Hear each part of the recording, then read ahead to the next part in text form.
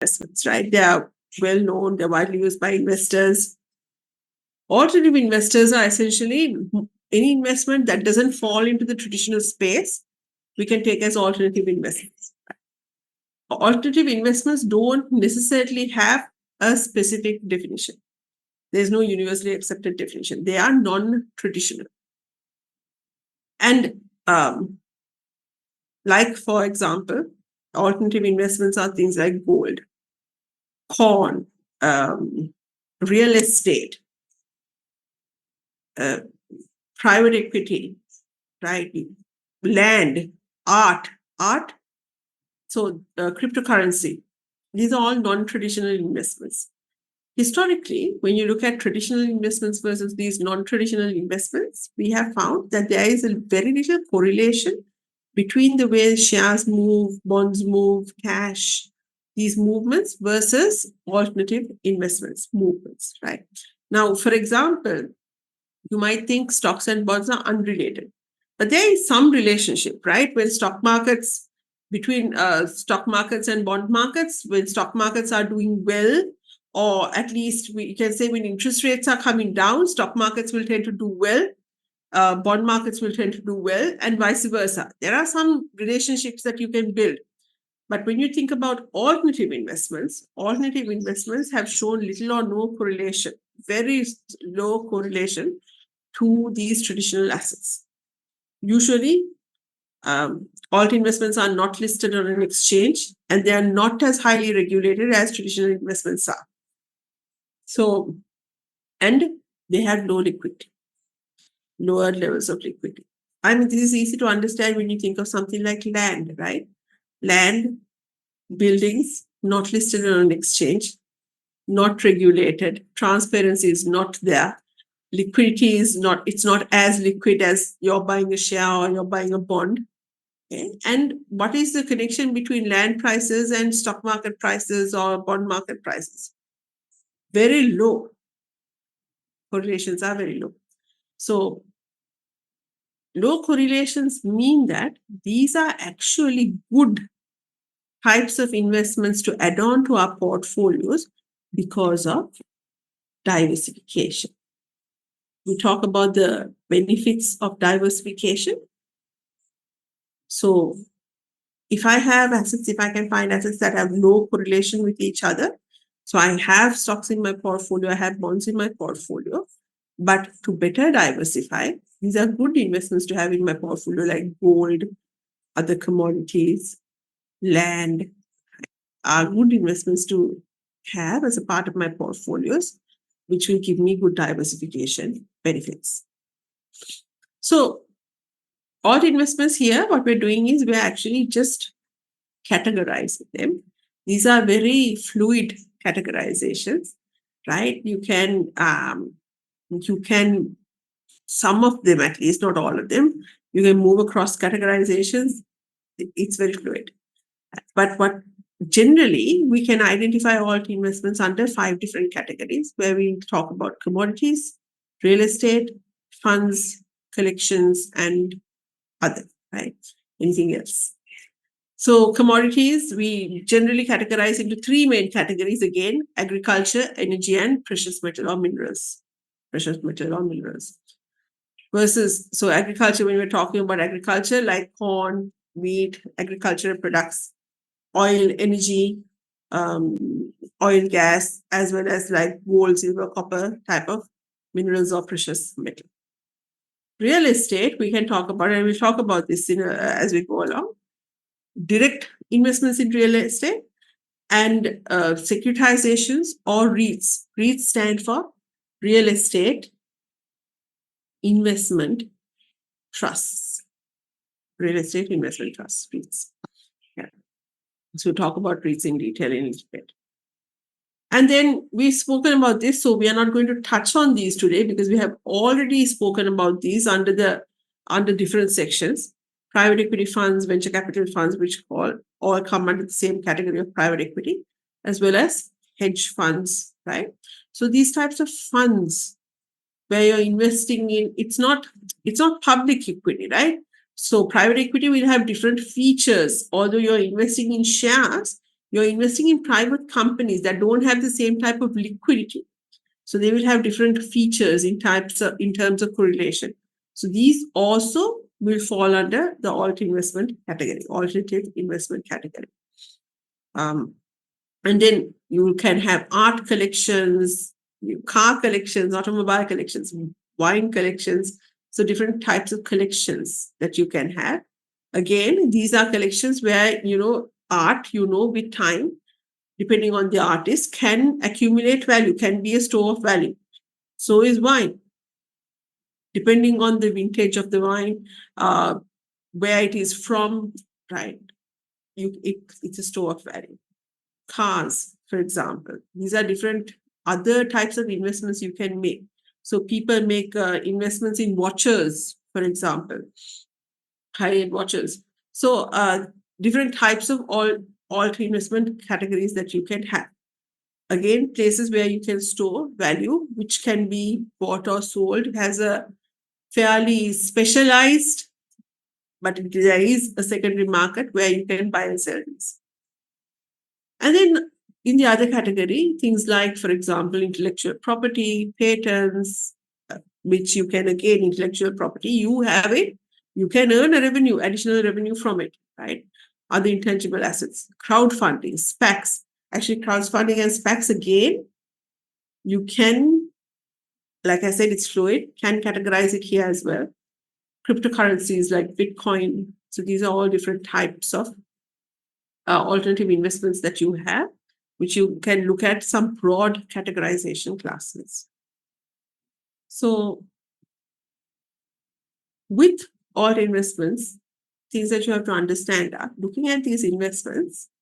These are complex investments. These are not fairly straightforward investments, right?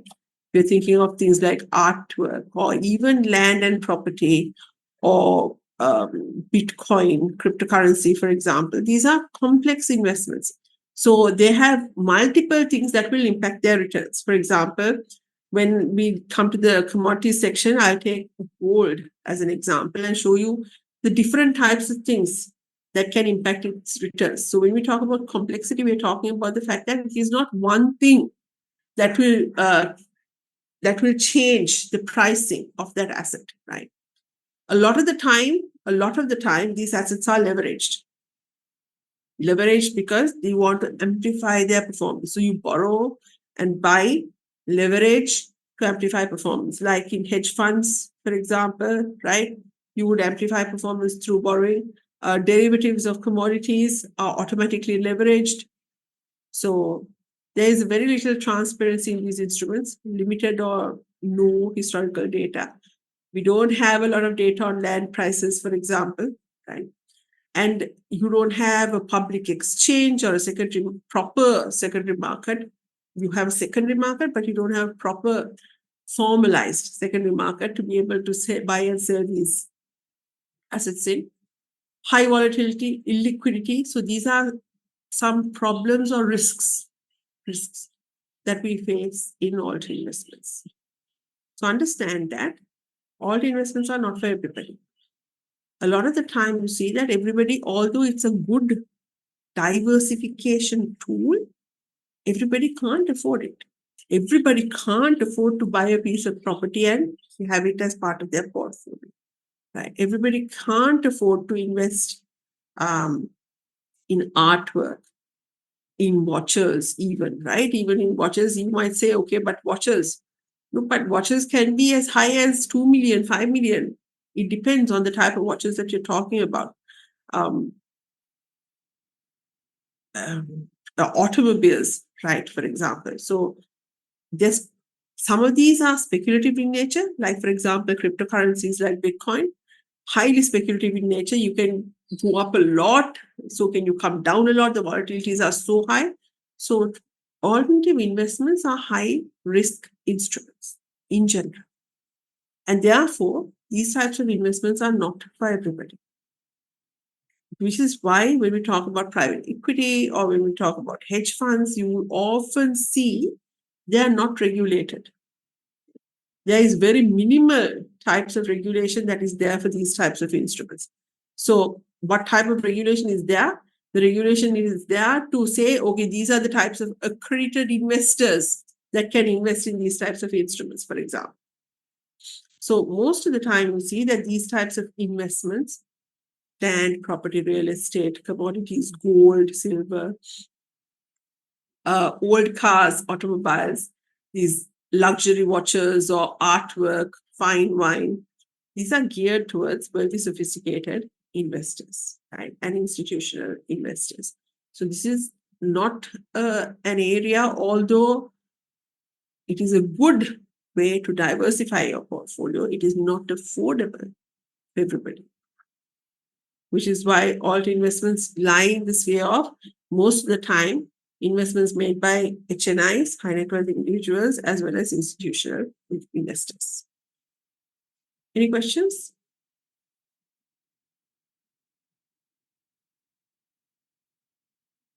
Miss, Yeah, sorry. sorry. So things like derivatives are basically ways of getting exposure to the commodity asset class. Huh? Correct. Yes. So derivatives are not necessarily an alternative investment, but commodities are. And how you get that exposure to commodities could be through derivatives. Yeah. Okay. Thanks. So that's exactly what we were just about to say. So commodities, we said you can broadly define into three categories, right? Agricultural commodities, energy commodities, mineral commodities, right? So here, like for example, agricultural or farming products, like livestock, sheep, cattle, cows, grains like corn and coffee and so on, cocoa, rice, okay, spices, all of these. Energy commodities, like for example, oil, gas. Now, Enron, they were in the area of trading energy. Then minerals like gold, silver, copper, coal, things like that. These are a lot of physical products. Of course, energy doesn't fall into physical category necessarily. Some of it is, like oil and gas is pure physical, but then you will have other energy types like electricity, which you will trade, mainly physical. If you look at these, like fibers, grains, livestock, all of these, do you see gold? You need places to store them. These are not things that you can store easily. You need mass warehouses most of the time.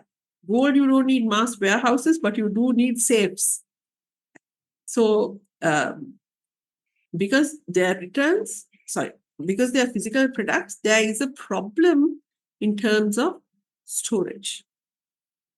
Now, their returns, how do you get returns from any of these products?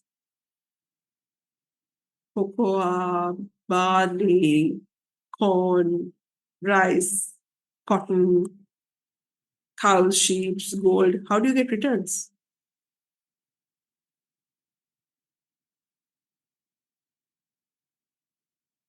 Buy at one price, sell at one price, right? It's only the price changes that impact returns. You buy the cattle at one price and sell it at hopefully a higher price. Same way for cocoa, same way for barley or whatever type of agricultural product that you're thinking of, gold, silver. So you're hoping that when you buy today, prices are going up. Of course, for other factors, prices might also be coming down. Generally, though, these are good types of investments to make. Commodities are good types of investments to make when inflation is increasing. When you think inflation is going to go up, because we say commodities are a good inflation hedge. They're a good inflation hedge. Why? Why are they a good inflation hedge?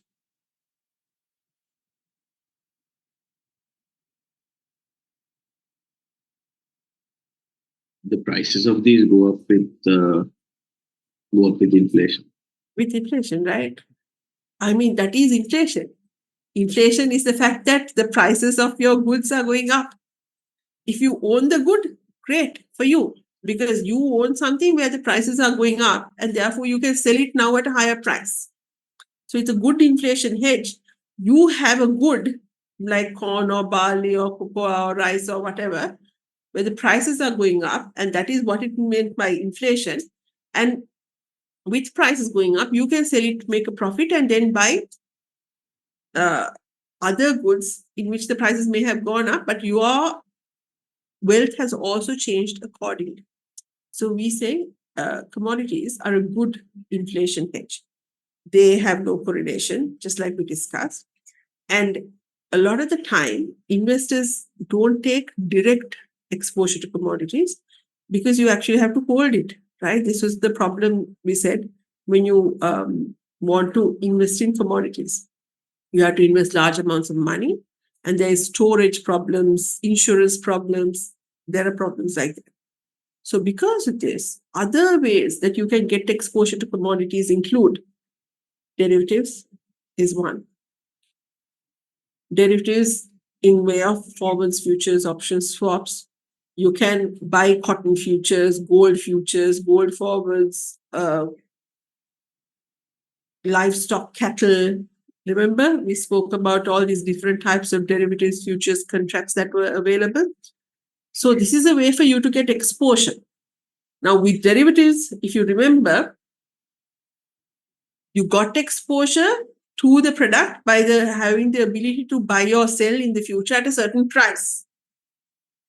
You don't have to own the product unless it's physical settlement. Otherwise, you have to nullify the contract in between, right? You have to exit the contract in between.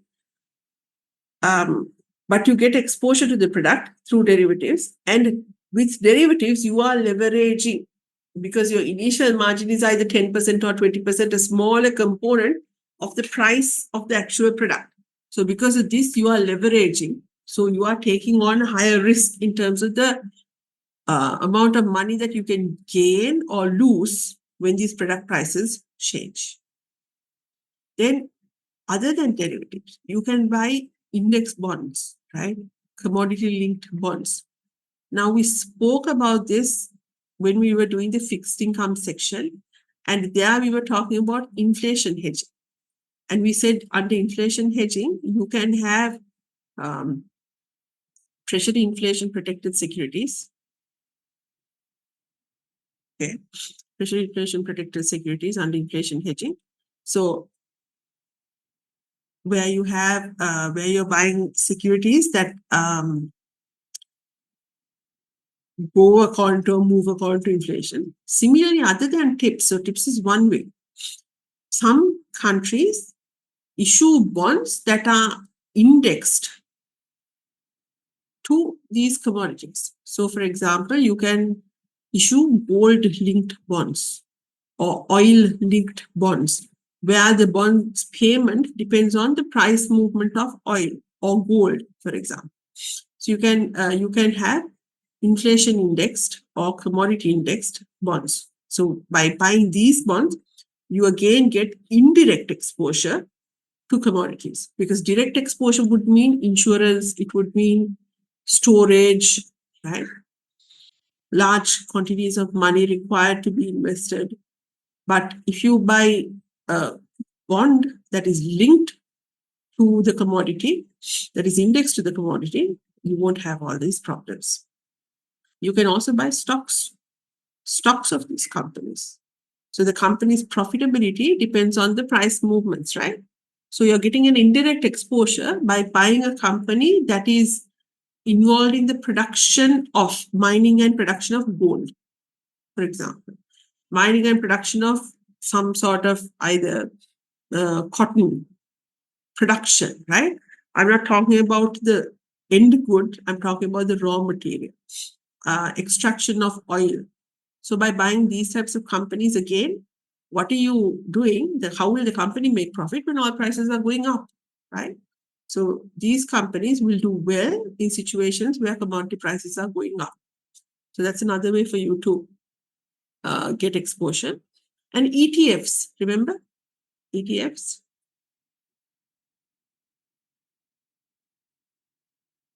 Where we talked about the famous gold ETF, for example. You can have ETFs on different types of products. It is a hybrid of an open-end and closed-end unit trust fund, which is essentially a closed-end unit trust fund that is listed on an exchange which has open-end features where you can transact with accredited investors. So you can look through and remind yourself what ETFs are. But most of the time, the underlying security, the underlying asset of ETFs can be a commodity like gold, like oil, etc. Any questions? So I'll just give you an example of, for example, things now we said here, multiple features. Alt investments are complex. Many features impact the price, right? Not that stocks are not complex or bonds are not complex, but like that, alt investments have multiple things that impact its price. You can't just look at one thing and say, gold prices are going to go up or come down because of this particular reason. There are so many things that impact world gold prices. Now, a couple of weeks ago, gold reached an all-time high of, I think, 2,468 is gold's all-time high. Right now, trading at about 2,398 or 2,400 odd. Gold prices have been moving up. Why? Should you buy gold now? Should you wait? To make this decision, you have to understand what are the things that impact the price of gold. And here I'm just giving one example of gold. This is applicable in different ways, in different factors, to any type of commodity that you think about, whether it's livestock or spices or grains or oil, gas, silver, aluminum, right? It impacts any type of commodities investments that we talk about. Different factors will impact it. So you have to understand, okay, what countries dominate the demand for gold? Mainly, gold is dominated by China, India, and the US. These are the three countries that have the highest demand for gold. And where does gold demand come from? The highest gold demand actually comes from jewelry. Then there is central banks hold gold. So central bank buying or selling of gold will impact gold prices.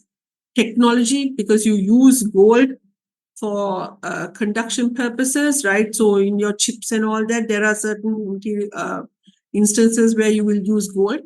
And then also there is demand for gold as investment, like what we are talking about. But in these, what impacts gold prices? For example, the value of the US dollar impacts gold prices because gold is priced in USD.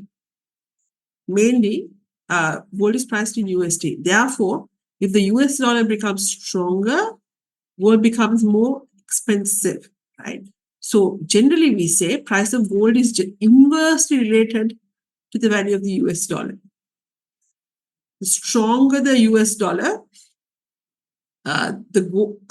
stronger the US dollar, what happens? The demand for gold comes down. Okay. So gold pricing moves with the US dollar. Gold pricing moves with interest rates. At high interest rates, gold is not an attractive investment versus at low interest rates. Okay. But now you see it's a little different because in the US right now, we are seeing the highest levels of interest rate, but gold prices reached an all-time peak. Well, what does that mean? It means that interest rates are not the biggest thing that's impacting gold right now. But in general, when interest rates come down, gold prices go up because attractiveness for gold increases versus interest rates. When interest rates go up, gold prices come down. Why? Because gold prices, gold, we said, is based on price. It's not an interest earning product. When interest rates are going up, people would want interest earning products. When you're investing in gold, there is an opportunity cost. There is an opportunity cost. Would you invest in something that's giving you a 30% return? Or would you invest in gold that you're waiting for the price appreciation only without giving you any further returns? So there is an opportunity cost. Higher the interest rate, lower the demand for gold.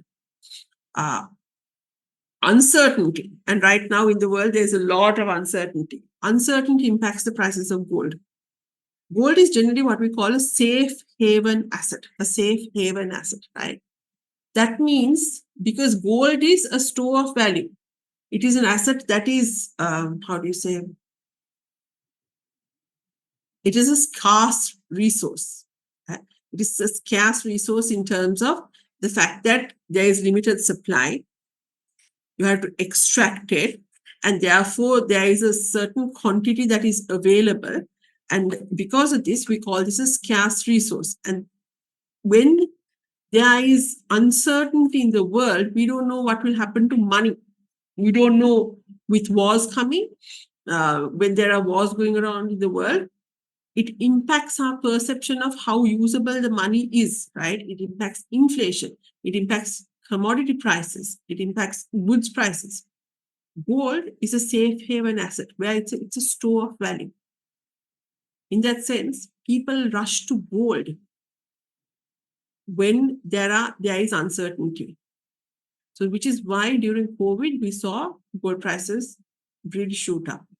When you see like this Ukraine war or any other, like the different conflicts that are going on regionally at this point in time, when these conflicts escalate, they create uncertainty, in which time investors move towards safe haven assets like gold. Obviously, demand supply impacts gold. So, like I said, jewelry is the highest item for demand for gold at the moment, not at the moment, as a proportion. So, but any of these, like for example, different central banks buying gold. So there was a point of time where China was accumulating gold, for example, or different central banks engage in buying gold, or where you find a new product or a new conductor or a new some sort of chip that the demand is enhanced for, which requires gold. And where investors, as a safe haven asset, come and invest more in gold. So all of these things, demand and supply dynamics, contribute towards the pricing of gold. Same way in supply dynamics, a lot of the time it's about recycled gold, right? So supply side, you have to look at not just the extraction of gold, also about the recycling of gold. How much gold is available for recycling?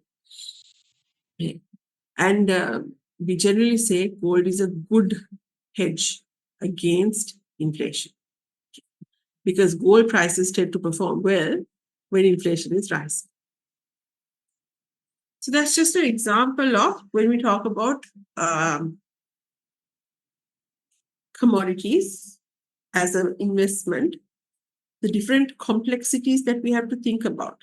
It's very difficult to explain the reason of a commodity price movement by just looking at one aspect or two aspects.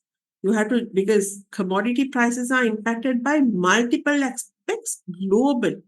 It is not localized, it is globalized aspects, right? So there are multiple things that would impact the movement of those prices, which you have to be carefully analyzed. So we come to real estate, right? So we spoke about different types of commodity classes. Come to real estate.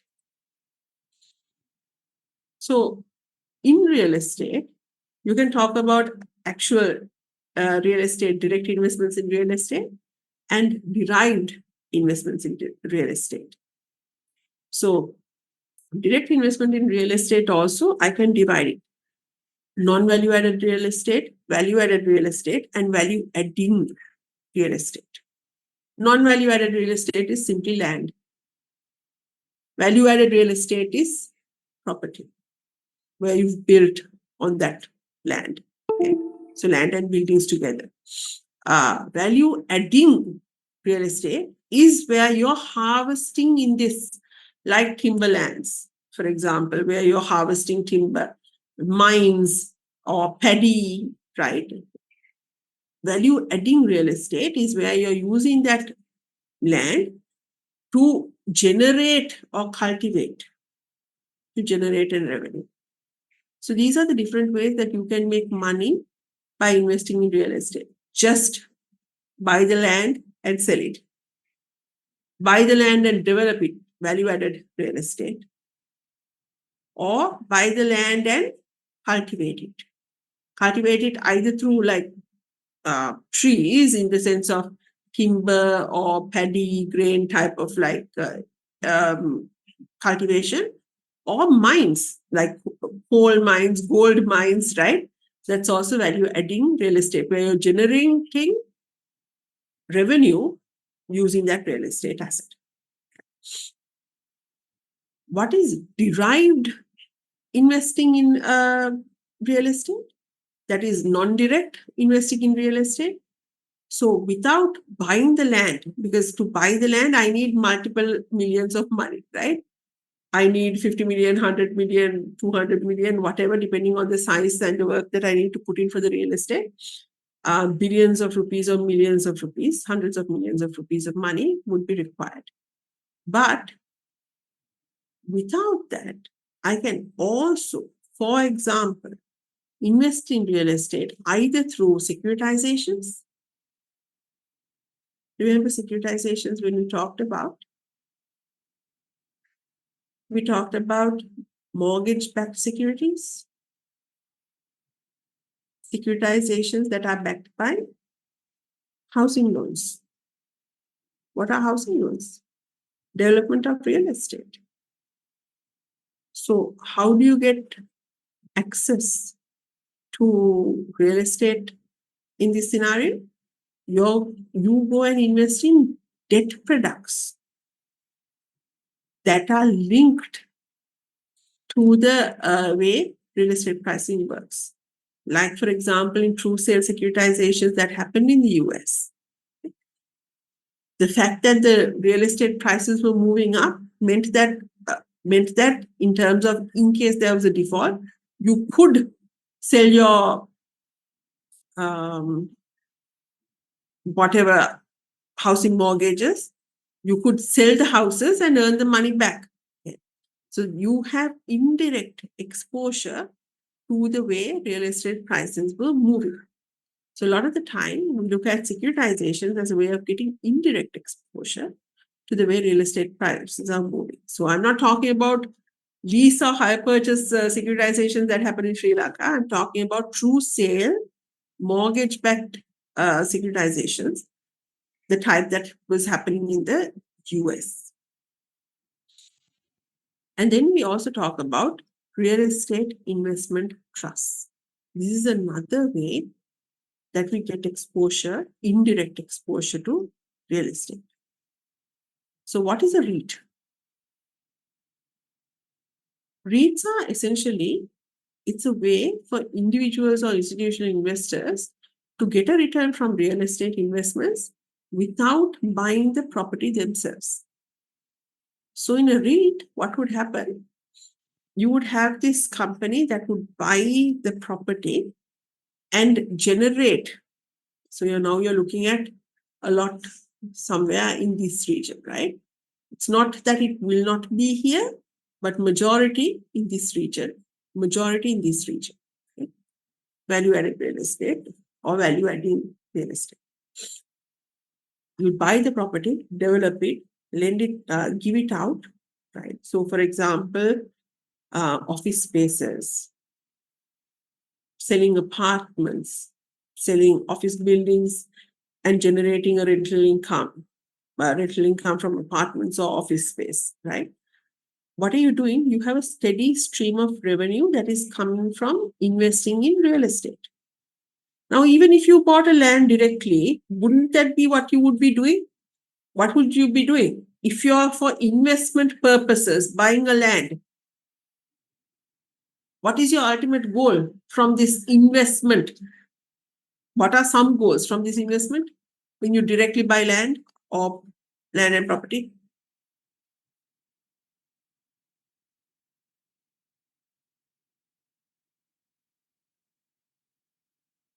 Return in terms of rental income. That's one goal, right? So you would ideally, when you buy land, if it's pure land, you might be holding it for a period of time, hoping that the property price is increasing to sell the property later at a higher price. That's one way that you can earn money by investing in land and property. Another, like you said, might be that you buy the land and you hope to build a house in that land, right? For example, or you buy an apartment, okay, and you hope to rent it out. You hope to, because we're now talking as real estate as investments, right? Not for the purpose of you living, real estate as investments. So you buy an apartment, and what are you doing? You're earning a rental income. Right? But you buy a land, build a house, give it out to rent and earn a rental income. That's an expensive endeavor. Buy a land, 50 million, build a house, another amount of money inside it, then take that 60, 70, 80 million investment and then rent it out to earn a rental income from that. Expensive. That's an expensive, high cost, high capital, capital intensive endeavor, right? Buy an apartment, still apartment pricing 20 million to now even 20 million, you might not be able to see, right? 50, 60, 80, 100 million type of apartments and then earn rental incomes from it. Overall, maybe later on you would want to sell it, but what are you doing in these real estate investments? What are you trying to do? Earn rental incomes from it, right? If somebody else were to do that for you, and if you could invest in that and then get a return through that investment, it would make life easy for you, because you don't have to buy this apartment spending 50, 80, 100 million rupees to get this rental income. But instead, I can invest in a project that somebody else is doing, right? That has a real estate development in it, that is earning rental income, for example, rental income, some sort of revenue, and that rental income is being paid out to me. And just one investor in that project, there are multiple investors, so I get my portion of the rental income. Other investors get their portion of the rental income, but it's not as capital intensive. And that's what a REIT does. A REIT is essentially somebody else managing the property. You're creating a pool of property assets or one single property asset where you're giving it out and you're generating a revenue from that property, right? That revenue typically could be where you're giving out office space and earning revenue from it. Like, for example, World Trade Center in Sri Lanka can do, I'm just giving you an example, can do a REIT. They can do a REIT where what property income that they're earning from it, they pay it out to the investors. So by doing the REIT, what are they doing?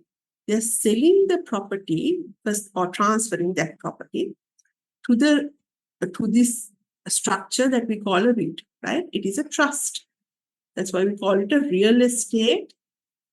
This is my real estate. This is the World Trade Center.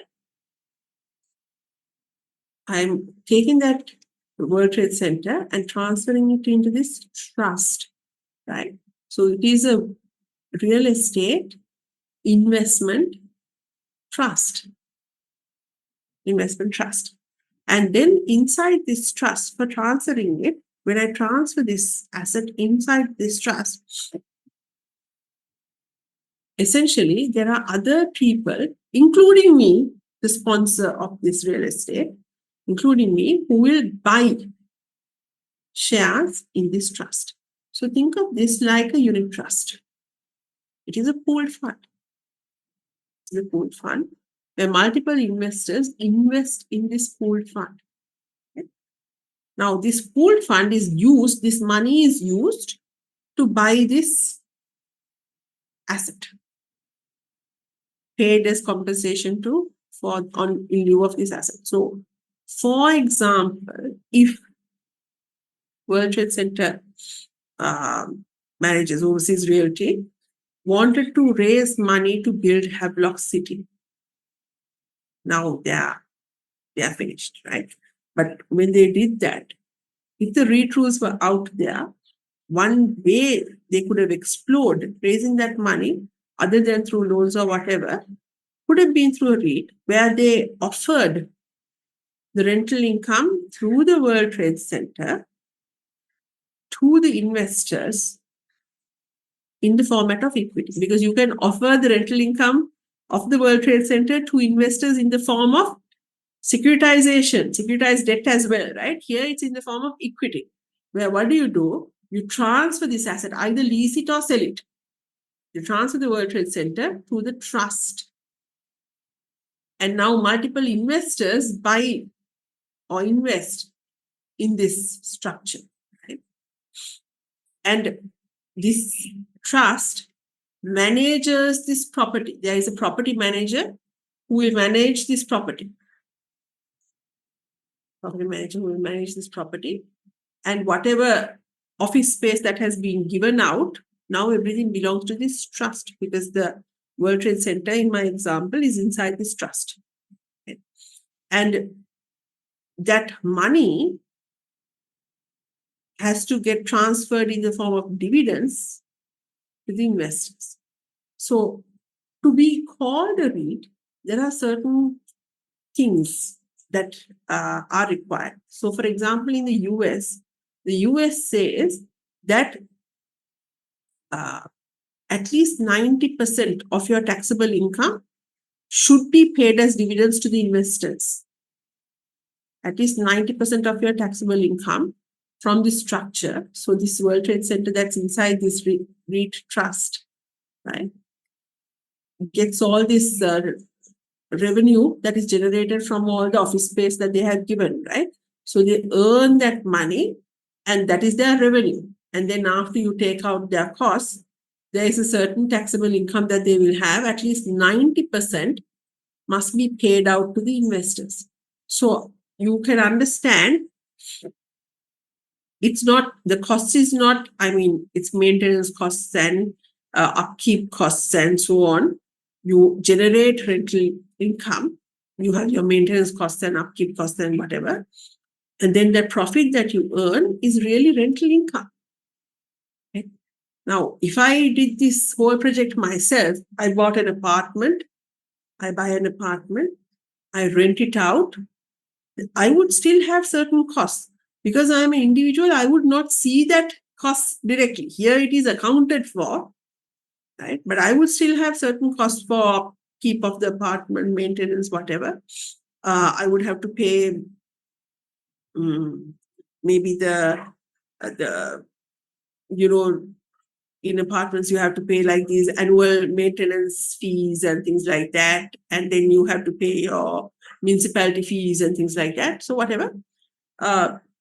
I, as the person who has purchased this apartment, would be the one who's doing that, and then I get my rental income, right?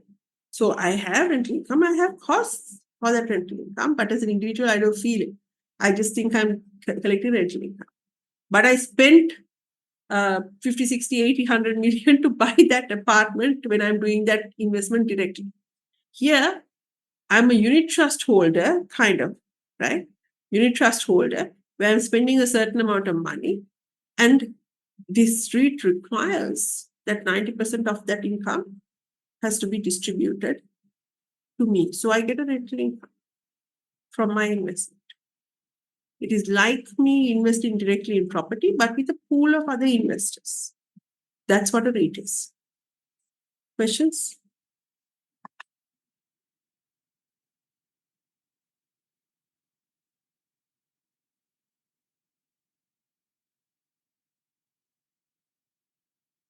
It depends. It could be owned or leased. It could be sold or leased. Both can happen.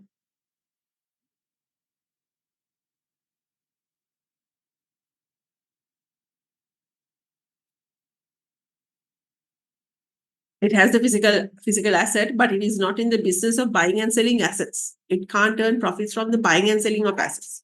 Then it won't have the same tax advantages. Because, for example, when REITs came into play, and in the US, and even in Sri Lanka, there is a certain, I'll talk about the Sri Lankan case in a little bit. But to get certain tax advantages or benefits, US says you have to distribute 90% of your earnings. Sometimes it becomes 95 in certain governments, sometimes it goes back to 90. But 95% of your taxable income has to be distributed to investors. So there is a steady flow of income that comes from the REIT. And it says at least 4 years you should be able to, you should be holding your property. So this is not a real estate play where you're buying and selling property.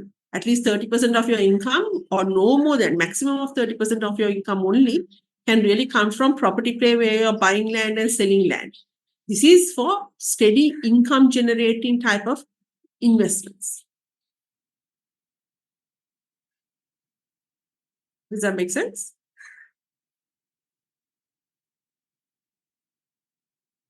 Other questions? India, do you know why there is this tax advantage to REITs? I think they have it here as well, no? Yeah. So because REITs were, that's a history of REITs, and I'll show you quickly also now. But REITs were a way, or brought in as a way, right? Introduced as a way for retail investors to be able to participate in the property market. So what used to happen in the US, and you see through this clip, right? I'll explain it, and then the same thing will be explained in that clip again. So REITs used to be not REITs, sorry, property. Property in the US, the property market in the US used to be dominated a lot by these big players in the market who used to form partnerships, right? Who used to form partnerships, and they used to invest in direct participation PPPs, direct participation programs. They used to invest in these in this real estate, and they used to make profits from that. So there were they used to have this type of structure, but it was only available or open to accredited investors. And accredited investors are high net worth investors. Remember, we spoke about how if you're an accredited investor, you have to have, your net worth needs to be in excess of $1 million, and you have to be earning a salary of 200,000, salary meaning, your income should be in excess of $200,000, $300,000 if you're married, then the joint income should be $300,000. These were only open to these high net worth investors. And with the high net worth investors, when you go through this partnership, you used to have tax advantages, right? Versus retail investors didn't get this tax advantage. So REITs were specifically created so that retail investors could participate in the market, and they also had the same rights and advantages as these wholesale, institutional, and high net worth investors, because it was unfair that retail investors, when they were investing in real estate, were paying all these taxes, versus people who had money were getting away with it, right? Which is the reason why REITs came into play. So I'll show you a little clip in terms of the history of REITs and why they came into play and so on. This is actually Robert Shiller. If you all have heard of Robert Shiller, he's a Nobel Prize winner. He lectures at Yale. So this is a clip from one of his lectures at Yale University. He wrote the book called Irrational Exuberance. So he wrote that book after the dot-com crisis in 2001. You know, the dot-com bubble, where the dot-com companies, all these tech companies were booming, and then suddenly the stock market crashed and there were massive losses that were made. He wrote that book, Irrational Exuberance, during that time, and he rewrote it or republished it again in 2005, where he actually, in 2005 itself, was warning people about the housing bubble that was building up. So in 2008, we had the global financial crisis that happened. 2005, he rewrote Irrational Exuberance on that, And then 2007 again, he wrote an article that essentially warned people of this global financial crisis. Well, not about the global financial crisis, but saying that housing prices are too high, they are going to collapse. Okay. So he was talking about overvalued asset prices, overvaluation of asset prices, which is the whole theory of the book. So he's a person in 2013, he won a Nobel Prize in economics as well. And here he talks about, let me just pull that clip up. Here he talks about how REITs evolved. And when you're listening to that lecture, it's about a 11 minute lecture. Just keep an eye out, like some of the concepts he talks about. It's there for private equity, it's there for hedge funds when we talk about accredited investors, right? So keep in mind, it's not just about REITs.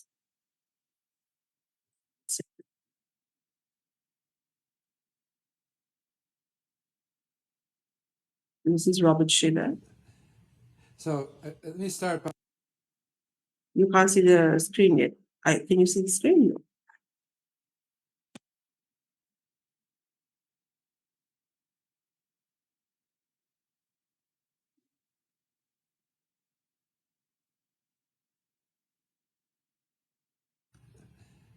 So let me start by the way, the kind of institution that you probably know relatively little about for commercial real estate. Commercial real estate, that means real estate owned not by individual households, but by businesses. Okay. And the institution I wanted to talk to you about first was called a DPP, a direct participation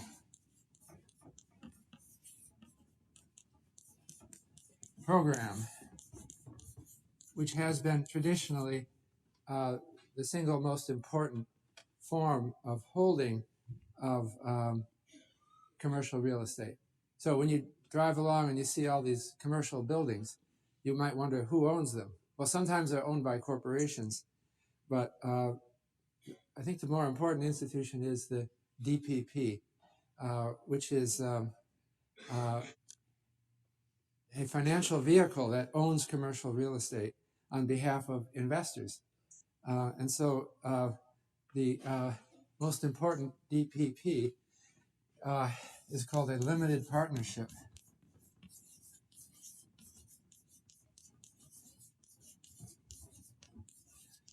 Or LP. There's a very simple reason why real estate tends to be held in limited partnerships rather than corporations. And that reason is the corporate profits tax. Corporations are taxed on their profits, and DPPs are not. And so you want, if you are setting up an organization to hold real estate, you want to do it, if you can, as a DPP, because you don't want to pay those taxes. And so whenever possible, a ownership vehicle for commercial real estate will have the form of a DPP.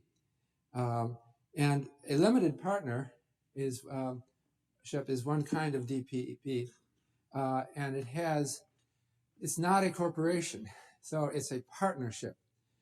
The simplest kind of partnership would be if several of you got together and formed a business. And in a simple partnership, the partnership would not be taxed because it's you doing business just as partners. So you are taxed, but not the partnership. But the problem with partnerships generally has been that they don't have limited liability. A corporation is an entity that could be sued or could lose more money than it's worth. But the value of a corporation can never fall below zero to the investors, because the investors are not liable for the mistakes of the corporation. If you buy stock in a company, the most you can lose is the money you put up. So that's called limited liability. But if you take part in a partnership, you are individually liable for the debts of the corporation. And that's a problem with the partnership structure, because you could join a partnership and the partnership does something awful and loses more than you put into it, and they can come after you for those losses. There is something, however, called a limited partnership that has two kinds of partners: a general partner and a limited partner. So this Well, is the usually structure that we many always see. limited partners. And so the general partner takes on the liability. The limited partners don't have liability. Private equity, venture So capital. typically, real estate is held in a limited partnership. It's limited because, well, they want to put it in a limited partnership because they don't. It's not easy to sell other people on joining the partnership if they could get unlimited liability for doing so. So there is a general partner who takes on the liability, and the limited partners, who are many, are the participants who do not share the liability. So the general partner is typically the organizer of the partnership, someone who buys a 50-story building downtown, and then arranges to buy it and gets partners, limited partners, to join in financing it.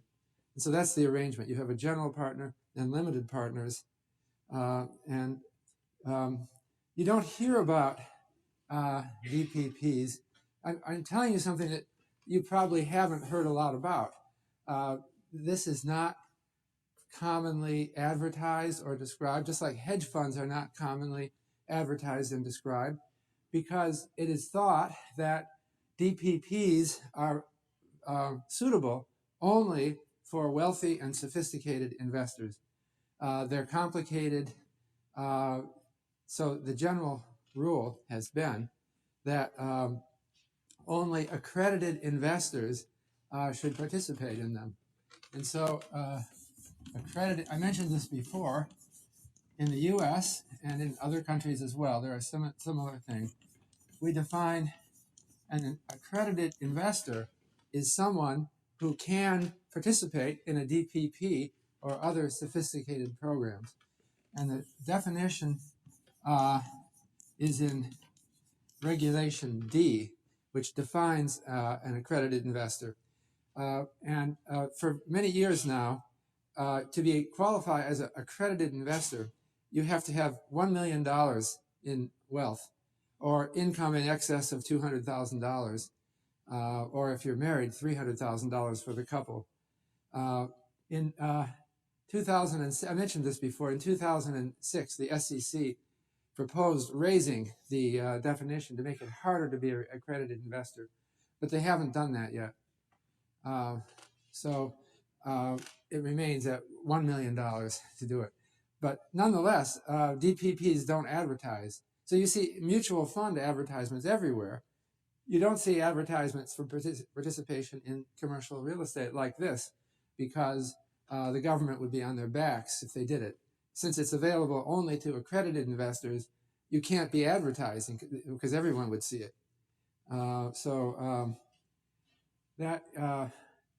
That's why the financing of a lot of this real estate is something of a mystery, because they can't talk openly about it.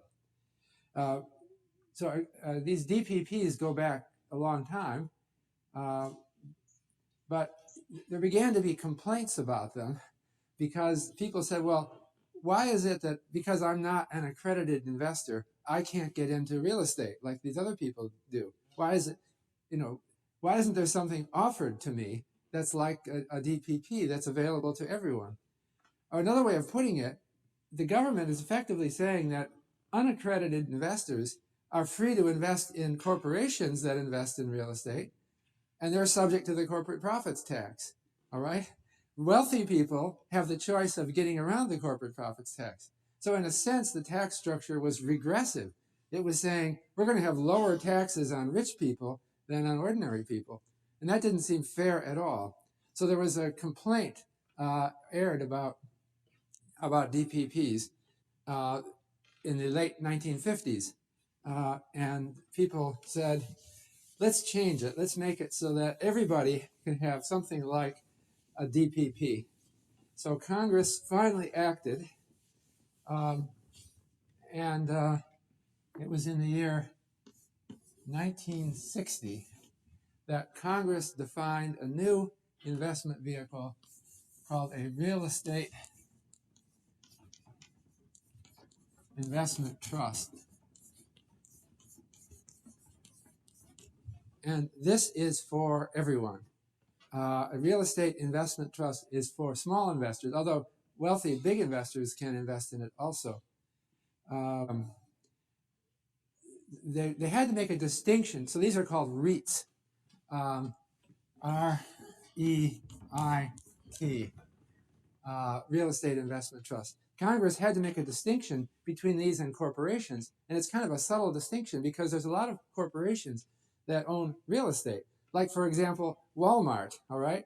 Walmart might want to, they pay corporate profits tax. So after, I don't know if Walmart, was it around in 1960? I don't know. So let's say it was, all right?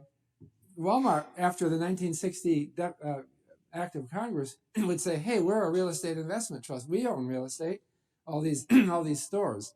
But that's not what the intent of this bill was. They wanted REITs to be companies that just own real estate. And Walmart is primarily a retailer. Okay, so they specified that 75% of assets must be real estate, and 75% of income must be real estate income. So that would be ruling out Walmart. And 95% of income must be paid out. They can't retain earnings.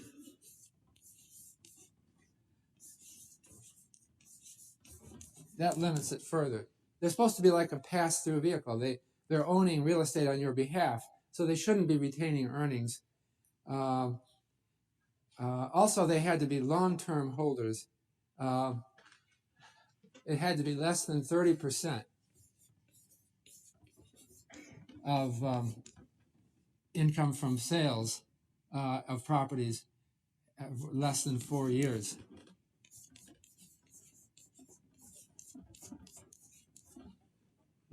No more than 30% of their income from sale of properties had to be from properties held less than 4 years. They didn't want flippers. They didn't want a company that's speculating in real estate. They wanted to be a holder of real estate.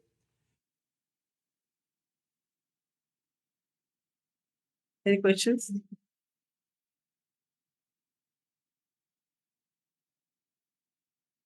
These clips I will put, right? I'll send the clips tomorrow. So they're generally available on your LMS also. I'll be just sending the link out.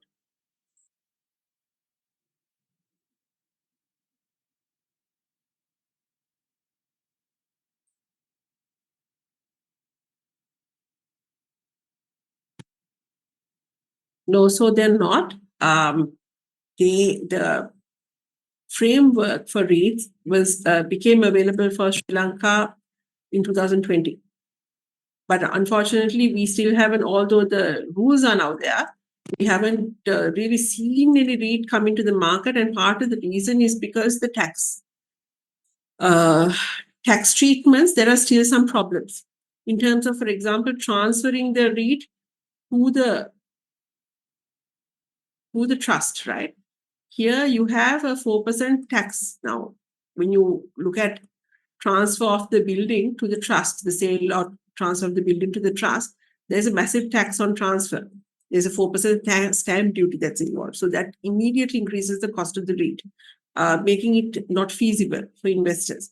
And there are other tax complications that are involved in it, as well as the fact that certain rules that are right now there that have been gazetted. For example, REITs can't leverage, meaning you can't borrow. The property can't borrow, which in a way it can borrow, I think, up to 30% maximum.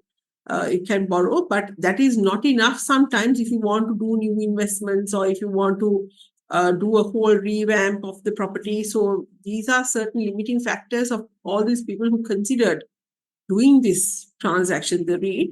There were a lot of limiting factors that came into play. So far, no REIT has been listed in Sri Lanka yet.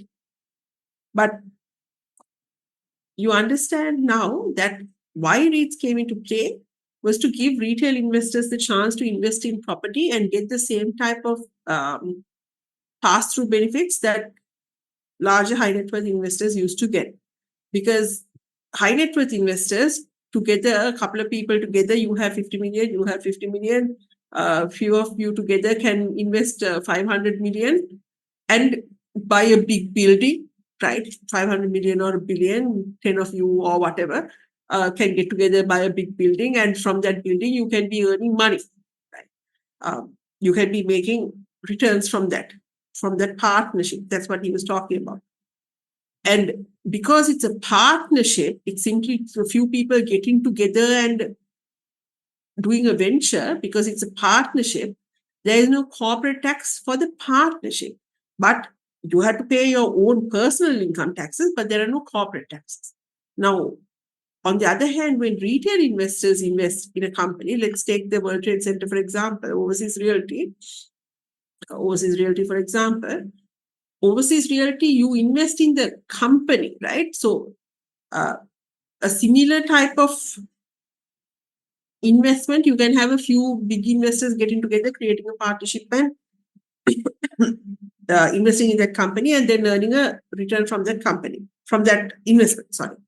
But if I wanted to invest as a retail investor, I would be investing in the company itself. And it's a company. Because it's a company, Overseas Realty, for example, World Trade Center, if it only had World Trade Center in my example, it would be earning all this rental income by providing this, rents, essentially hosting these people, right? And then you have your costs, but you have to pay taxes on your profit, right? So you have your earnings before tax, you pay your tax, and then you have your profit after tax. And then this profit after tax can be paid out as dividends. Okay. So it's after this tax, and even on dividends, you have a 15% tax. So by the time the money comes to you, there are certain taxes that you have already paid. Versus for a person who's getting a few people together and doing the same thing, they earn the rental income, they incur the costs, but whatever this profit flows directly to them. And then in their hands, they have to pay their personal income taxes, right? So that's just one tax. Versus here, you will be subject to your multiple taxes before you, the retail investor, can get your money back. Okay. Which is why, to take out that anomaly, you allow retail investors also to form a partnership, and this partnership is called REITs, which comes in the form of, how is this partnership formed? In the form of like a unit trust, where it's a pooled investment plan. But to make sure that companies like, I'm not saying that they are doing it or they would do it, but companies like Overseas Realty, who are anyway in the business of earning money from rental income, from giving out, World Trade Center, renting out the office spaces and so on, claiming that they are a REIT and just not paying taxes, taking advantage of this loophole. To make sure that that didn't happen, they said you have to be in the business of real estate. So, for example, what they were talking about Walmart is a giant supermarket chain, right? But he was talking about Walmart. It's like Cargill.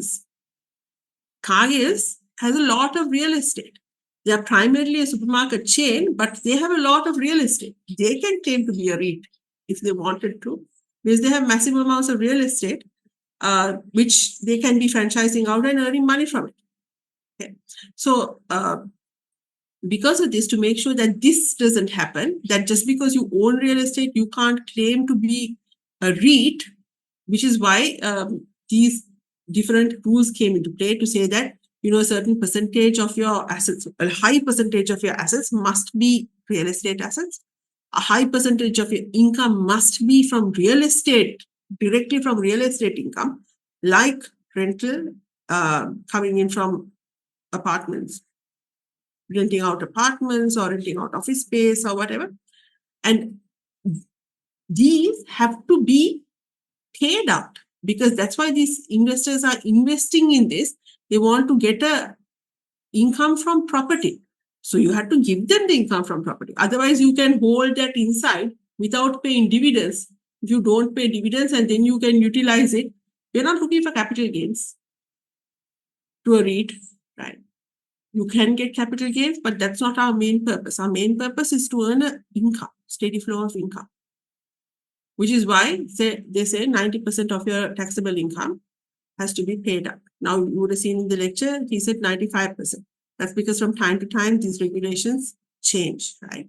And these are not for real estate property developers who buy and sell real estate. So you have to hold it for a longer period of time.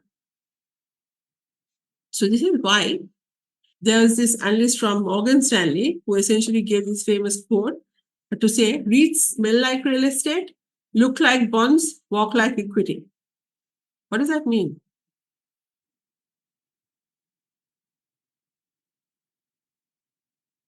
REITs smell like real estate, look like bonds, walk like equity.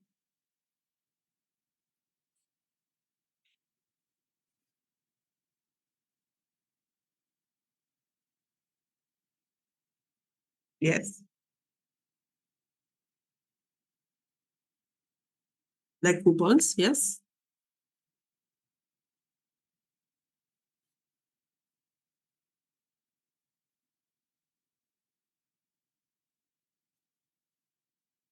Yes, through capital gains. Exactly.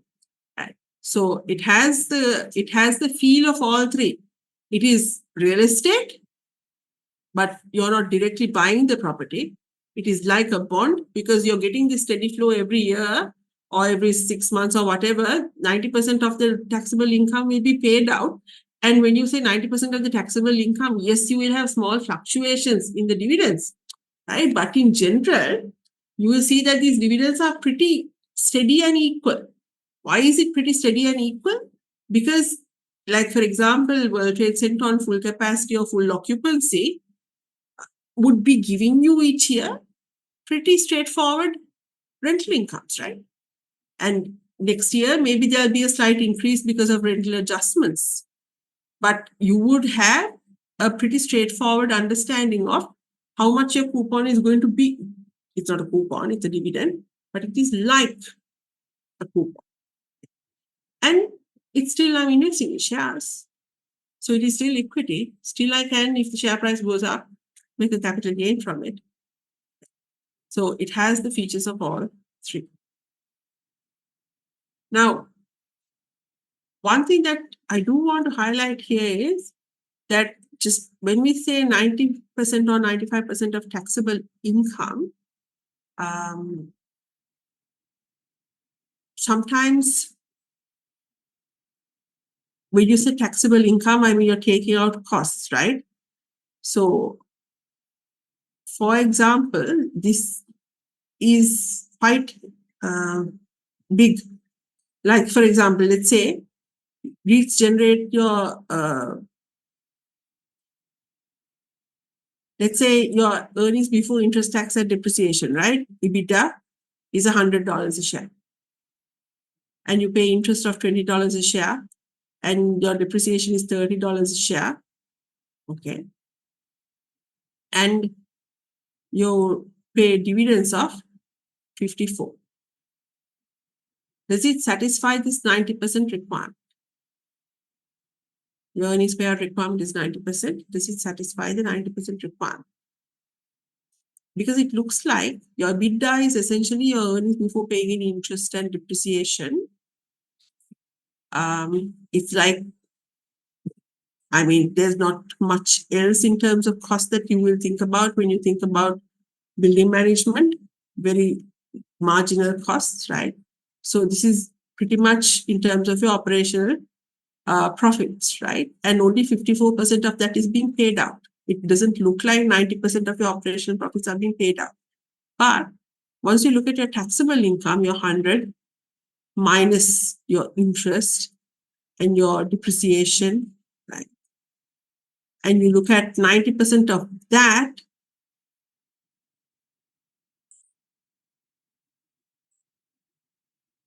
Actually, 54 is greater than that.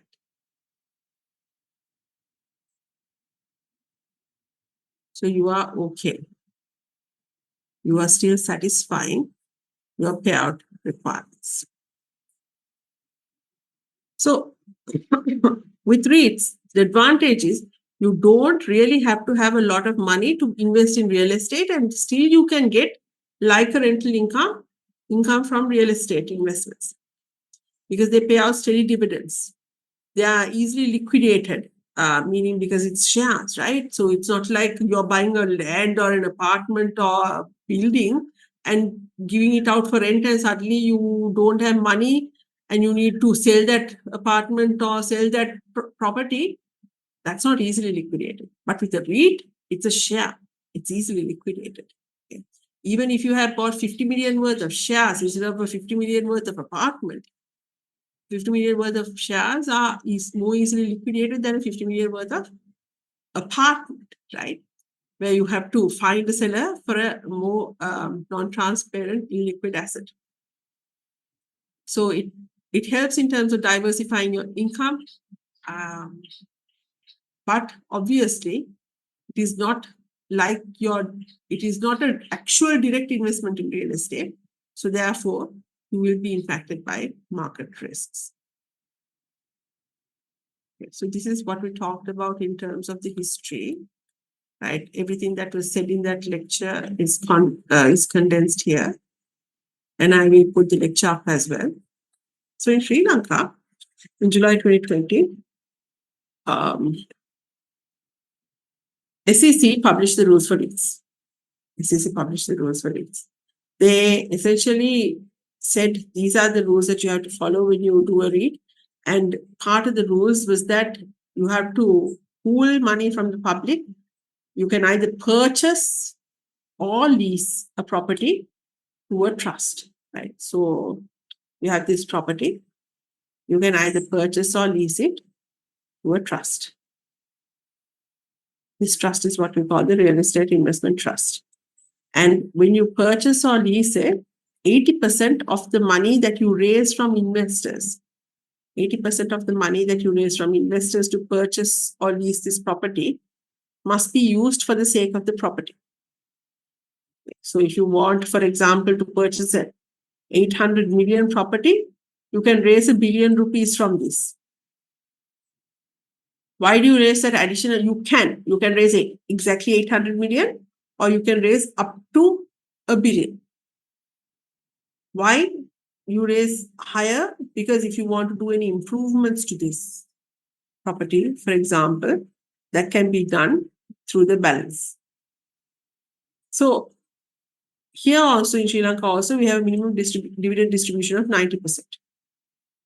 And if you don't have a minimum dividend distribution of 90%, you are not considered as a unit trust, meaning your tax consequences will be there. So for unit trusts in Sri Lanka, if you remember, unit trusts are pass-through vehicles, meaning there are no taxes inside the fund. You have to pay taxes at your personal tax rate, but inside the fund, there are no taxes. So when you invest in shares or you invest in treasury bills or bonds or whatever, there are no taxes that are charged on interest income or whatever for unit trust. But when it gets distributed to you, the investor, you have to pay taxes at your personal tax rate. That advantage, although this is going to be a company listed on the Colombo Stock Exchange, this REIT will be considered a unit trust as long as the REIT distributes 90% of its distributable income to the unit holders or to the investors. Okay, so it becomes a pass-through investment as long as that condition is met. And minimum, it has to be 500 million with 20% offered to the public. Any questions here? A few questions. I mean, first of all, for taking a higher liability, what would be the income or the benefit for the general partner? For the general, so And the there's fee- no general partner in this, right? This is not a general partner, limited partner structure. DPP was a general partner, limited partner structure. REIT is a unit trust structure. In a unit trust, okay. unit trust is simply a pool fund. Okay. And can you really say with this is a steady income, because suddenly if apartments become vacant, they No, you wouldn't. can't. You can't. That's why I said it's not necessarily, because now, for example, World Trade Center, you would have seen periods of time, recession periods in Sri Lanka. World Trade Center occupancies are very low, right? In which case you would offer probably occupancies at discounted rates. You would be giving out, and still you would not be getting anything much. And while at normalized circumstances, you will have full occupancy. So it is definitely not something, but that would be a cycle that you would anyway go through if you're investing in directly and giving out your apartment or your office space for rent as well, right? Yeah. Yeah. Okay. Thanks.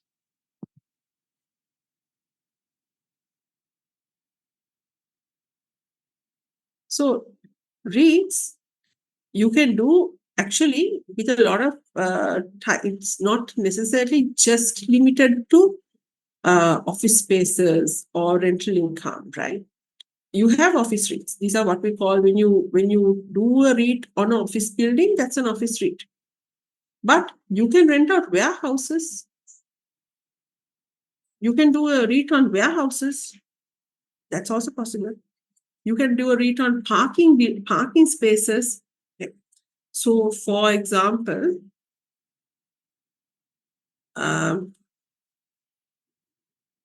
you know that some companies, for let's say, now Access doesn't do this, right? So I'll just use that example. Now Access has a warehouse project which they are renting out, and they are getting a rental income from that warehouse project.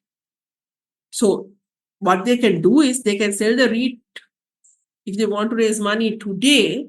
If they want to raise money today, they can sell the REIT or sell the warehouse to the REIT, raise money today from that, and this warehouse rental income will then flow to the investors. The sponsor of this project, which is Access, must maintain, in my example, Access, must maintain 30% at least inside holding, but otherwise they can essentially raise money through this type of venture, right? So warehouses, because you can earn rental income by renting out warehouses. You can earn rental income by renting out hotels. Like, for example, John Keells is essentially earning revenue by providing their Cinema Life project to Merco, right? Like that, renting out hotels, retail, shopping centers like One Call Face. Again, what are they doing? They are renting out Shangri-La. They're renting out retail stores to investors, to what do you call this, shopping owners, like shop owners, and they earn an income from it, right? So if you, for example, you will see a lot of the time, if at any point you are in Singapore, you look at a lot of the time at entrances of buildings, it will say, this is a REIT owned by these corporations. A lot of these projects have been done by REITs. A lot of apartment complexes, a lot of malls have been done through REITs. Money has been raised through REITs. Okay, so apartments, infrastructure, data centers, anything, any of these things that are revenue generating, you have land, property that can generate revenue that can be used as a REIT. These are what we call equity REITs, where you own it and manage it. You can also have mortgage REITs, where you raise money through this trust, through this unit trust, to go and invest not in office spaces or retail spaces or whatever. You go and invest in securitizations. But through securitizations where you have direct exposure to mortgage-backed loans, right? Mortgage-backed loans. So REITs can also be done as fixed income instruments, where you then have you have a known dividend from that fixed income instrument. So those are the different types of REITs that you have. Any questions?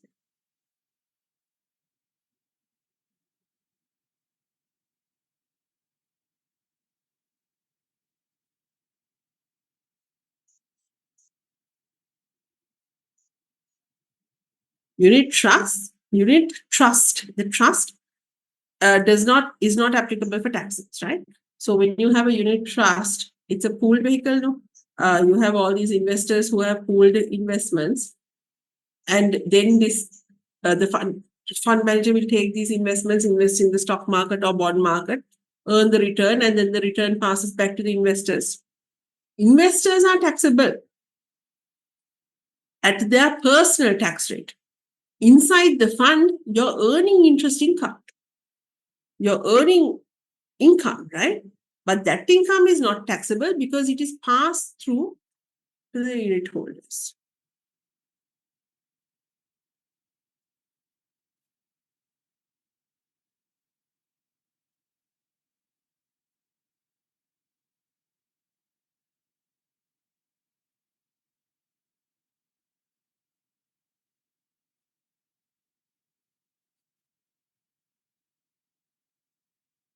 No, unit trust is tax is not paid within the fund. It is paid in the hands of the investors. It is a pass-through vehicle.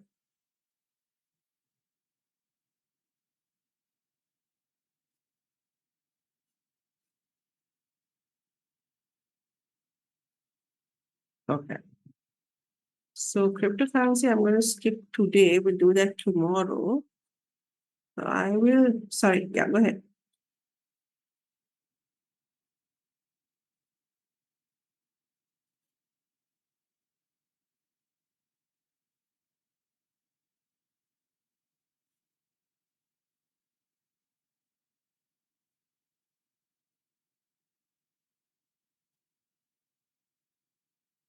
On the rate.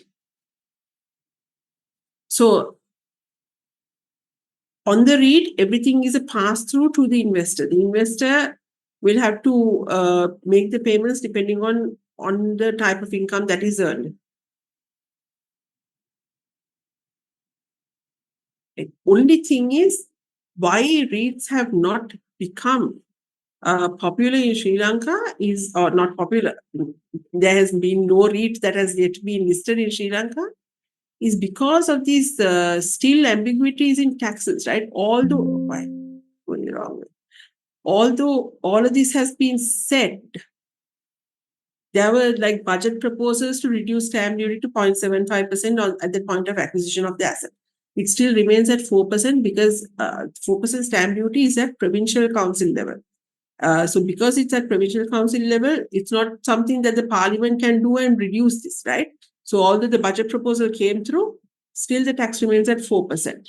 I mean, 4% taxes when you come into a REIT, that becomes a big problem because the rental yields on most buildings are like 5 to 6%, right? On older buildings, it can be like 4%.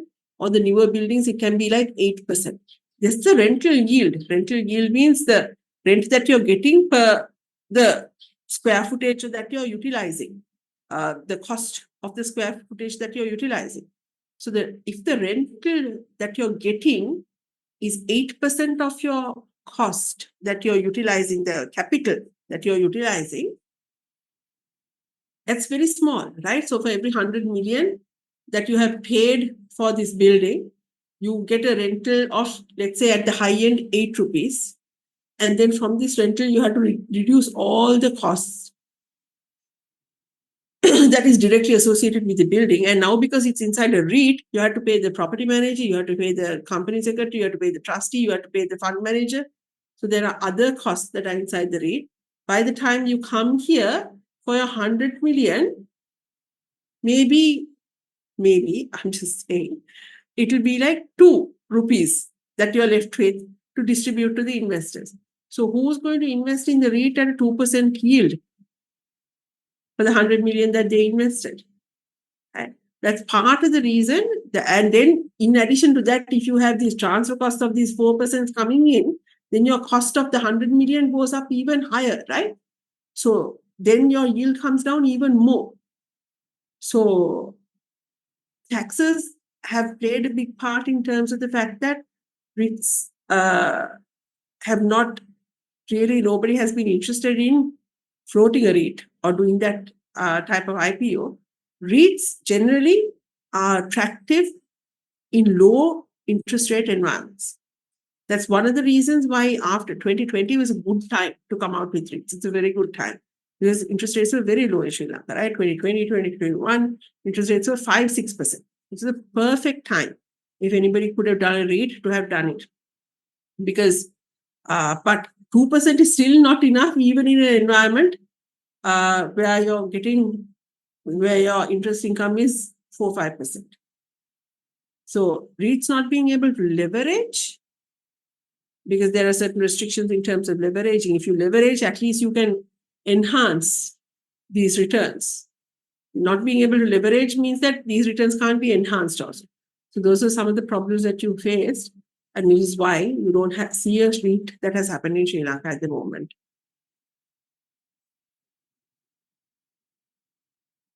India, was the capital gains tax to the sellers also a reason? They didn't decide to REIT because the Yes, seller there was something about the 30% capital gains taxes, right? Because it's a corporate and your capital gains tax still becomes 30%, which is again going to reduce your profitability gain from that investment quite considerably. So that was another reason. And there was something else as well, another tax which it's not coming to my head.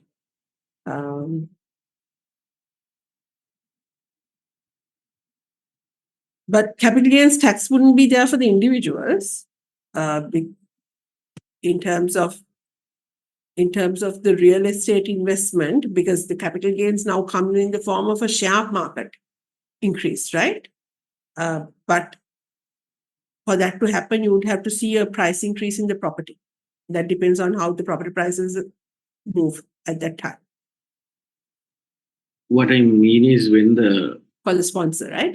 Yes. Yeah, for the sponsor, there was that issue was there as well. Yeah. But I can't remember enough to elaborate on it. That's what I'm saying.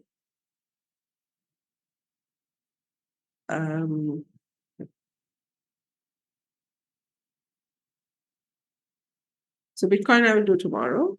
We have time to do specs.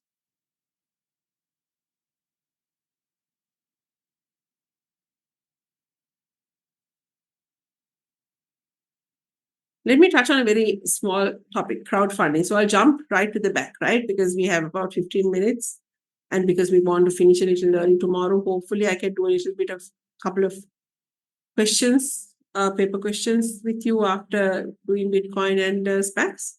So I'll just do crowdfunding just to take that time out, right? So very small portion or very small topic.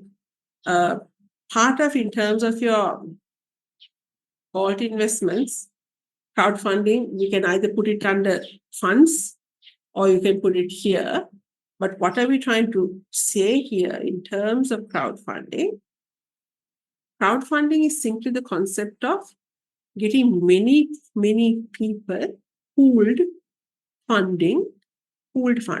So what is pooled funding? Like private equity, like hedge funds, like unit trust funds, right? You're getting multiple people pooling together money to fund your project. Unit trust funds, you pool the money to go and invest in the share market or the bond market.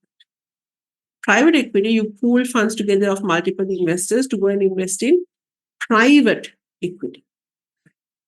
Hedge funds, you pool multiple investors' money together to go and invest in either again leveraged products in terms of the share market, bond market, shorting, arts, whatever, right?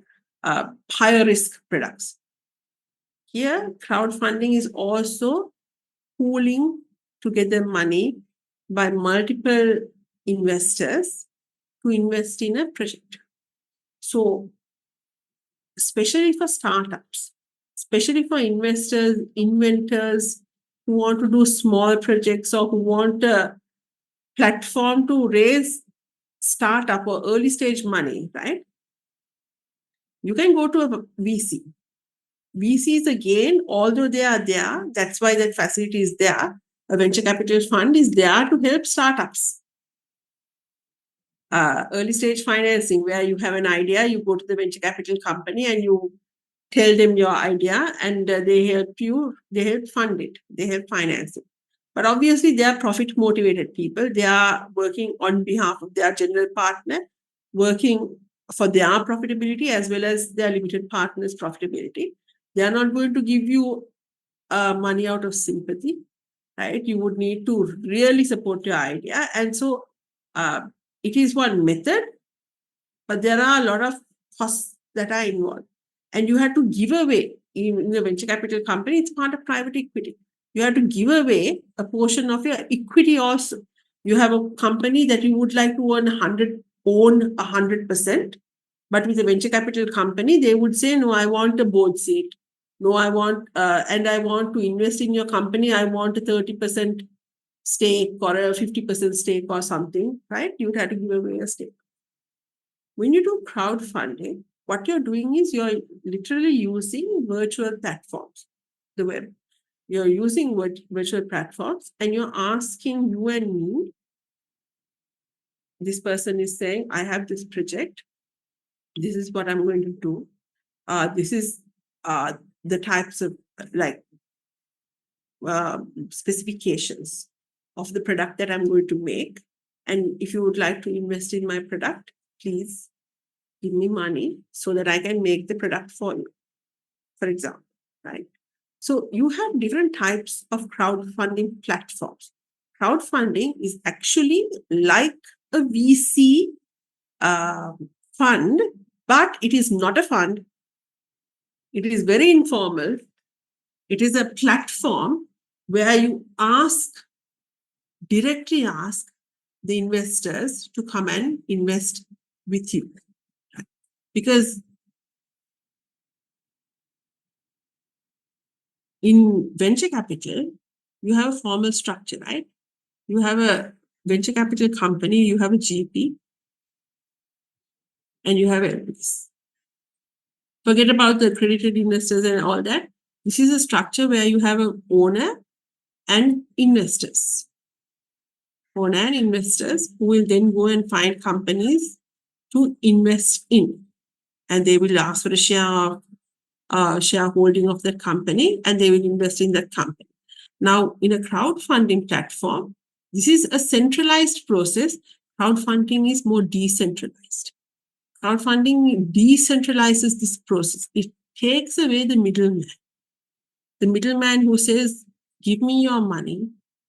I'm going to take your money and invest in this, make a profit and give it back to you. But I'm going to charge you a fee for that, 20%, right, of the profitability plus 2% management fees, 2 and 20 structure, right? So it's very expensive. What do? I have the entrepreneur who has an idea, right? I can't draw. So whatever, he has an idea. And he comes directly to the investor through the web, right? Through an online virtual platform. And he shows his idea to the investor through the online virtual platform. And the investors decide whether they want to invest or not and give him money or not. That's what crowdfunding does. They do the exact same thing that traditionally venture capitalists used to do, but now they eliminate the middleman. Of course, the platform will take some money from you, right? For displaying, for hosting you, for giving you a space to showcase your products. The platform will take a certain amount of money from you. It's not going to be, you're not going to be giving, you, the entrepreneur, is not going to be giving away any equity in most crowdfunding type, depending on the type of crowdfunding. You keep your company, you showcase your product and ask money for your product. for a project, right? So there are different types of crowdfunding. Some crowdfunding is donation based. Donation based crowdfunding essentially is where you donate money to support a cause. So donation based crowdfunding in Sri Lanka happened when we did the walk for cancer. And we bought that machine for the Apeksha Hospital. And there were multiple people who did the walk for cancer, and they donated to that platform, which was collecting money to buy the machine for the Apeksha Hospital. That's donation based crowdfunding.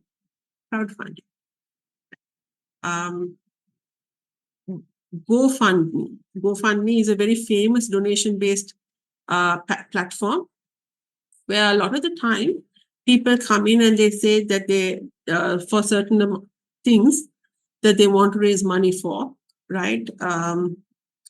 Say, for example, you want to go to university, you've got these good grades. So there can be people, you have to assess whether these are like real things or unreal, meaning lies, right?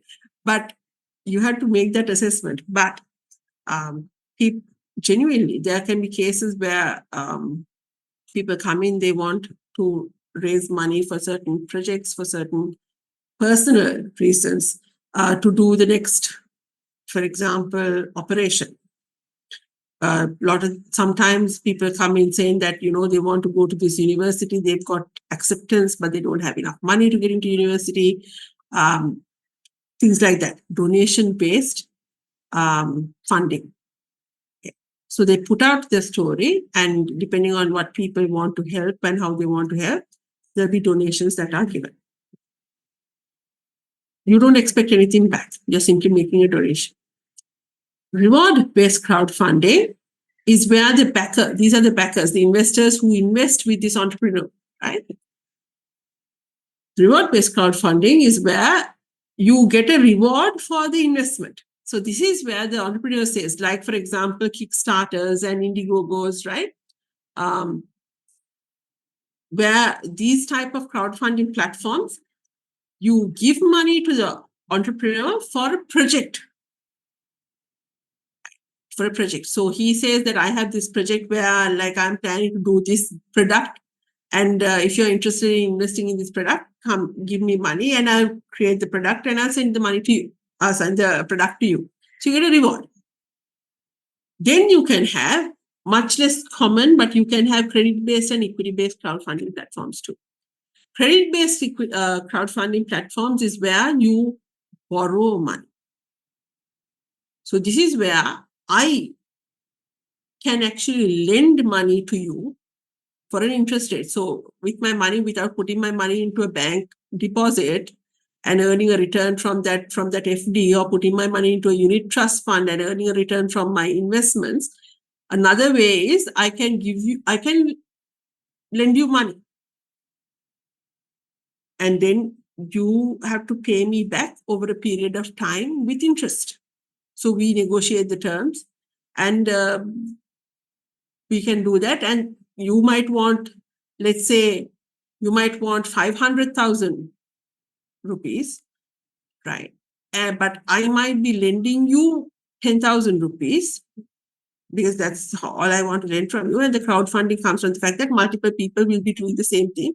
There might be different rates that are negotiated, or there might be one single rate, right? And then you can have equity-based crowdfunding,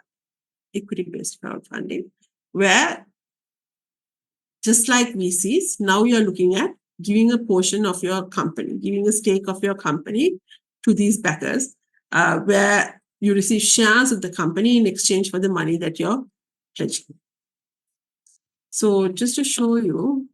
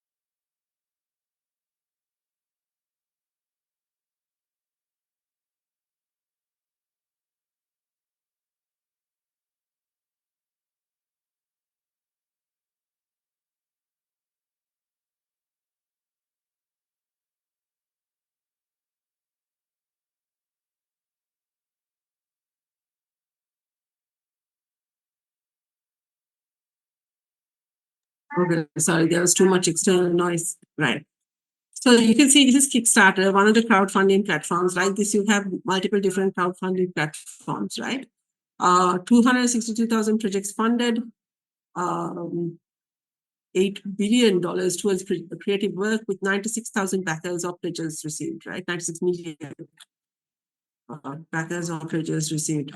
So if I go to, for example, here, let's look at this one, a little bit more complicated. So now here, you see this is the project.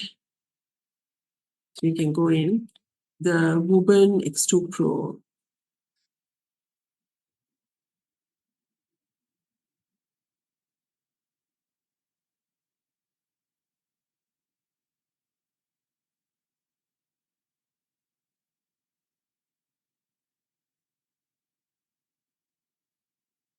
So you can see their goal was $1,665.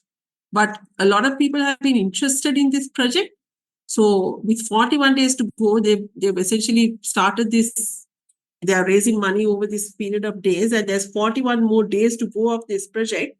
But they've got 2,300 people who have pledged their money, and they've actually raised 7,000% of their initial goal of 1,665.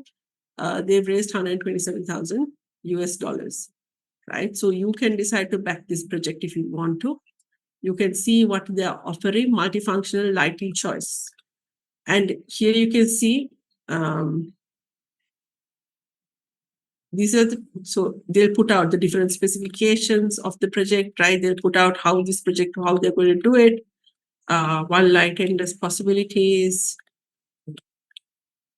So they'll give you a lot of details about the project. I mean, if they want to raise good money, they have to give you like a lot of details in terms of what they're planning to do. So they'll give you a lot of details about the project. And you, as a backer, can decide to support it. You can support it without a reward. You can decide to, if you want to, just support the project. Back it because you believe in it. Support the project without a reward.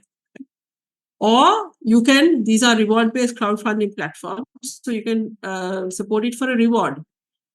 Right? For example, if you pay $39.90, you can get a Woburn X2 Pro early bird, first to be there. Right? So that's the reward. You get the early bird Woburn X2 Pro upfront, right? So they have 2,000 quantity, 379 left. That much has been taken. So you can buy that. Or for $116, you can, buy 3 of these. Like this, these are the different types of rewards that are available. And you can decide what is the amount you want to pledge for what type of reward. Okay. And they'll tell you all the specifications of the project.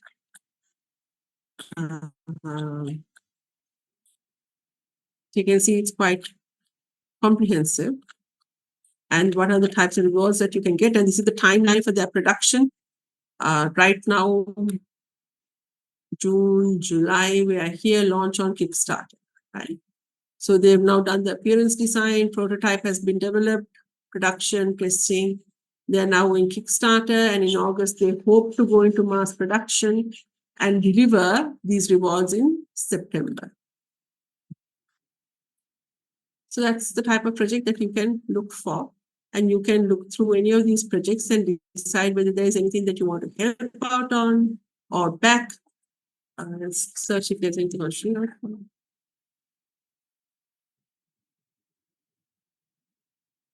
Nothing at the moment. Sometimes you used to have it. Here, 67 projects.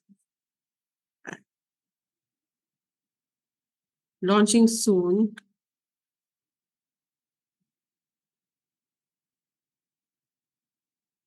%1 funded, 2 days to go. So you have a photographic report on the resilience and rebirth of Sri Lanka after the economic crisis.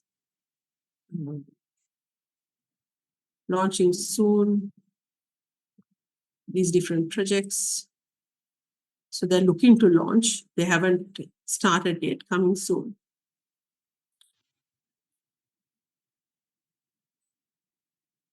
So these are different things that can be done through like Kickstarter type of platforms. And that's what you mean by crowdfunding. Any questions here?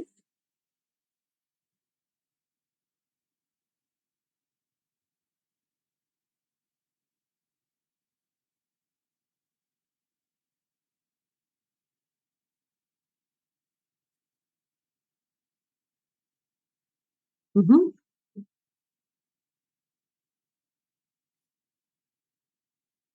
Even for reward based, there's a lot of trust involved as well, right? There is some amount of what do you call vetting that will be done by the platform, but the platform cannot guarantee, right? Because these are a lot of prototypes. You're just saying that you can do this doesn't mean that you will be able to deliver. There have been cases where money is being taken and fraud can happen, and genuine cases where you've taken money to develop a product, but you've taken too much than you can handle sometimes, so you've not been able to deliver. Sometimes the product didn't work, so you've not been able to deliver. So you're taking a risk in these types of platforms, no matter what. Sometimes you've done well, sometimes not so much. So definitely credit-based, equity-based, yes, you're taking higher risks. Even reward-based, you're taking a risk. Only in donation-based, and even in donation-based, you don't know, right? Like when you're giving a donation, you're still taking a chance on somebody, and because you don't know that person, you're assuming that they're telling you the truth. So that's something that it's very difficult to do due diligence on somebody who's living in from United States, somebody to do due diligence on somebody who's living in Sri Lanka, for example, or vice versa. Right? So it becomes a bit of a difficult thing in terms of trusting whether any of these things are real or not. But you can see that these platforms are pretty popular. Actually, one thing I forgot to say, crowdfunding, modern day crowdfunding really started. It's not that crowdfunding has never been there. In 1997, this rock band, they wanted to do their they wanted to do their reunion tour, and they are a British rock band, and the US fans were asking them to come to the US to do a tour, and they didn't have enough money. So what happened was the US guy, these fans got together and they crowdfunded them. I mean, it wasn't called crowdfunding at that time, but they funded them so that they could do the tour in the US. That's crowdfunding. That's essentially what is accepted as the modern day start of crowdfunding. Since then, crowdfunding has become popular, especially with the COVID crisis and the global financial crisis that you've seen. These have really accelerated the growth of these platforms. Okay, sorry, so we're 5 minutes over. Let's stop there and we'll pick up there from cryptocurrency tomorrow. Thanks. Thank you. Thank you, madam. Thank you. Thank you. Thank you, madam. Thanks, Seema.